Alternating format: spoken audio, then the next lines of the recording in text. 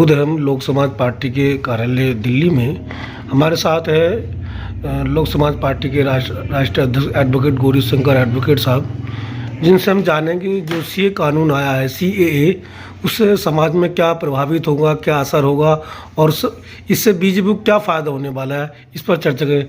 जी वकील साहब, जो अभी हाल में ही सीएए कानून लागू किया गया, जो 4 साल पहले बना था, उस वक्त बड़ा अफरा तफरी का माहौल हुआ था और अब फिर बड़ा गर्मा गर्मी का माहौल है, तो किस निगाह से देखते हैं, क्योंकि आप एडवोकेट भी हैं, सियासत में भी हैं? देखिए, जो कानूनी जो उसमें प्रोविज़न है कि बांग्लादेश, पाकिस्तान और अफ़गानिस्तान 3 कंट्री हैं। इन 3 कंट्री में हिंदू, पारसी, सिख, जैन, ईसाई वहाँ पर अल्पसंख्यक माने जाते हैं। तो इन कम्युनिटी को भारत सरकार के इस सिटीजन अमेंडमेंट एक्ट यानी CAA का, जिसको कहते संक्षेप में, इस कानून के माध्यम से जो 2014 के पहले भारत में आए हैं और उनको यह कहना पड़ेगा कि उनके जो माता पिता हैं इन देशों में रहते हैं। इस प्रकार का कानून भारत सरकार लाई है। अब रही बात यहाँ के जो अल्पसंख्यक, खास करके मुस्लिम समुदाय हैं, उनके मन में शंका है कि कहीं हम लोगों की नागरिकता ना छिन जाए, हम लोगों के ऊपर कोई इसका नुकसान ना हो सकता है।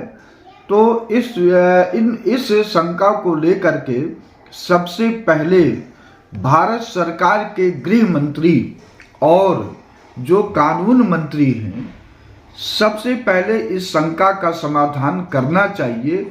इस कानून का परत दर कह करके लोगों का शंका समाधान करना चाहिए था, लेकिन वो नहीं किए। ऐसा ना करने से यहाँ के जो मुस्लिम कम्युनिटी हैं उनमें शंका है कि कहीं हमारा ना नुकसान हो जाए।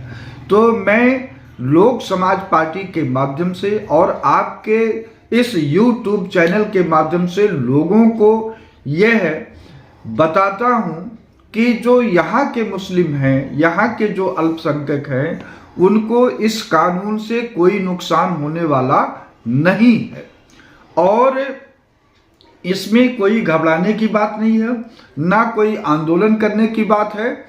जो 2019 में धरना प्रदर्शन हुआ और काफ़ी तोड़फोड़ हुआ, आंदोलन हुआ, वह सरकार की विफलता का परिणाम है।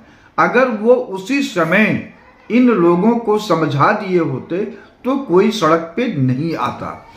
मैं लोक समाज पार्टी के माध्यम से के तरफ से आपके इस चैनल के माध्यम से इस देश के अल्पसंख्यक समुदाय, खास करके मुस्लिम वर्ग के लोगों को धन्यवाद देता हूं कि इस कानून के लागू होने के बाद वे अपना शांति का परिचय दिए और कहीं कोई धरना प्रदर्शन का नहीं हुआ, जबकि भारत सरकार के गृह मंत्री और भारतीय जनता पार्टी ये चाहती थी कि इस कानून के माध्यम से मुस्लिम वर्ग सड़क पर उतरे, आंदोलन करें, तोड़फोड़ करें, जिससे 2024 का चुनाव जो है ध्रुवीकरण हो जाए और हिंदू वर्ग का बहुत बड़ा तबका इनके पास चला जाए और मुस्लिम जहां बटे हैं ये नहीं बटे हैं वो रहेंगे, जिससे ये चुनावी लाभ लेने के लिए इस समय ये लागू किया गया है। अच्छा वकील साहब, मेरा एक मानना था, जिस तरह की लोगों में चर्चा है, बातचीत होती है कि सीए से तो कोई नुकसान नहीं, लेकिन आगने वाले टाइम में एनआरसी और एनपीआर जब होगा तो उस वक्त जो डॉक्यूमेंट मांगे जाएंगे उस वक्त इस कानून को जोड़ दी जाएगा, और जब इससे जोड़कर देखेंगे तो कहीं ना कहीं आदिवासी और SC ST और माइनॉरिटी को इसको बड़ा नुकसान होने वाला है। देखिए, हम बता दें भारत में जो सामंतवादी सोच का चाहे अधिकारी हो या पार्टी हो, मैं दोनों को कहता हूं, उनमें जातिवाद की भावना बहुत ग्रसित रहती है। वे नहीं चाहते हैं इस देश में अपना सामाजिक बराबरी, सामाजिक गैर बराबरी को खत्म करें, सामाजिक बराबरी कायम हो। कहेंगे कि यहाँ पर जो बहुत बड़ा आबादी इस देश में अब सत्ता में भागीदारी की अपनी आवाज उठा रहा है, उनका नाम काट दो, उनको परेशान करो और अपना फिर ये उसी में उलझे रहेंगे।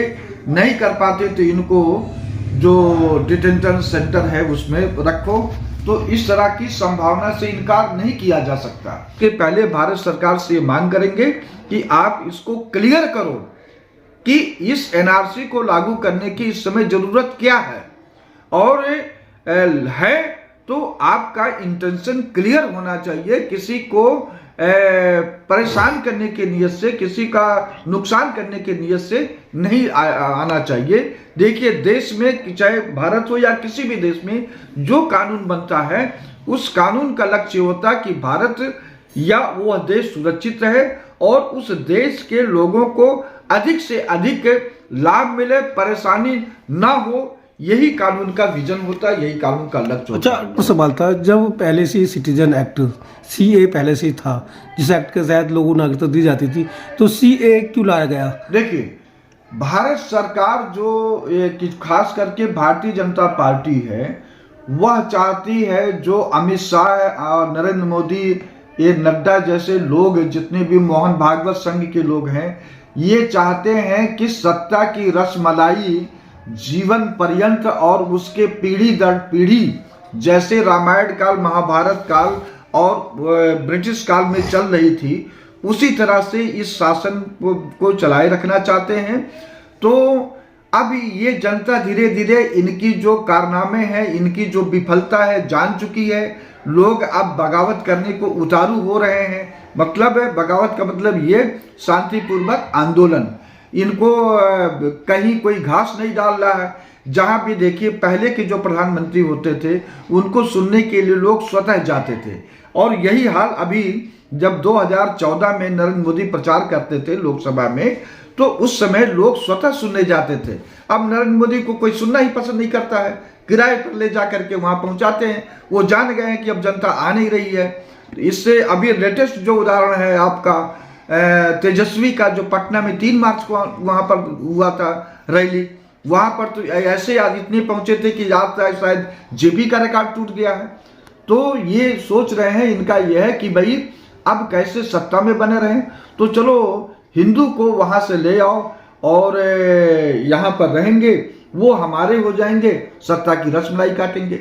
लेकिन इस का के लागू होने से आप ध्यान से सुनिए कि अगर बांग्लादेश, पाकिस्तान, अफगानिस्तान के अल्पसंख्यक, मान लीजिए कि 2 करोड़ जनसंख्या है, 2 नहीं आती है, आधी आ गई तो 1 करोड़ आएगा। 1 करोड़ की जनसंख्या भारत में बसती है, तो यहाँ की आर्थिक दशा में परिवर्तन हो जाए, बहुत प्रभावित होगा। तो भारत सरकार को इस पर पहल करना चाहिए कि नहीं, हमारे यहाँ कोई नहीं आएगा, जहां है उनको वहां पर सुरक्षा प्रदान करेंगे, उनकी आर्थिक दशा में वहां पर हम उस सरकार के माध्यम से अच्छा करवाएंगे। ये करना चाहिए। भाजपा के जो अंधभक्त हैं, आरएसएस के लोग, मोदी मोदी मोदी मोदी चिल्लाते रहते हैं, तो क्यों नहीं मोदी जब इतने इंटरनेशनल लीडर हैं, तो अंतरराष्ट्रीय दबाव बना करके बांग्लादेश, पाकिस्तान, अफगानिस्तान की सरकारों को मजबूर क्यों नहीं कर रहे हैं कि वहां के अल्पसंख्यकों को क्यों आप दबा रहे हो, क्यों सता रहे हो, क्यों नहीं अपने जो अन्य नागरिक है उनकी तरह अपने ट्रीट कर रहे हो। तो सही माने में मोदी का कहीं कुछ नहीं है। यहाँ पर अपना कहीं जाते भी हैं तो यहाँ से लोगों को वहां पहुंचा देते हैं जो इनके समर्थक हैं, और वही बीच बीच में मोदी मोदी करते रहते हैं। तो मोदी का कहीं कोई कुछ भी करिश्मा नहीं। और आप भी कई स्टेट में अपनी पार्टी का संगठन को सभाएं कर रहे हैं, तो ऐसे में पार्टी कितने उम्मीदवार उतार रही है और किस तरह के? हाँ, देखिए, अभी 15-20 दिन तक के जो पहले का आंकड़ा था, जो लोग कह रहे थे 100 के आसपास था, लेकिन अभी हम उसको ऑथेंटिक नहीं कहते हैं। जैसे जैसे ये 7 चरण का चुनाव है होते जाएंगे, जिनकी अपना नॉमिनेशन क्लियर होता जाएगा वही हमारे उम्मीदवार माने जाएंगे। कहने से कुछ और होता, एक्चुअल करने से कुछ और होता है, लेकिन फिर भी उम्मीद है कि अभी देखिए औरंगाबाद से मेरे पास फ़ोन आया था कि हमको टिकट दीजिए, और इधर बिहार यहाँ हरियाणा से आया था कि उत्तरी पूर्वी लोकसभा सीट का मुझे टिकट दे दीजिए। तो लोग ऐसे बहुत हैं, लेकिन जो नामांकन जिसका क्लियर हो जाएगा वही उम्मीदवार होगा। ठीक है।